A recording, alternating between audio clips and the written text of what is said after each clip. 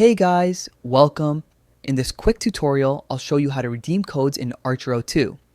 Let's get started. So first things first, you'll need your game ID. Open Archero 2 and tap the 3-bar menu at the top left. Then go into settings. From here, just tap the copy button next to your user ID. Next, exit the game and open up your browser. Search for Archero 2 redeem code and scroll down until you see the official link, which is h5.archero.habi.com. Go ahead and tap that link to open the gift exchanger page. Now here, just paste your game ID, then enter the gift code you have. You'll also see a verification code on the page. Just type that in exactly as shown.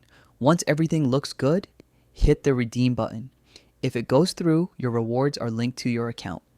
Then just reopen Archero 2 and you should see your new gifts waiting for you. And that's really all there is to it. So yeah, that's how you redeem codes in Archero 2.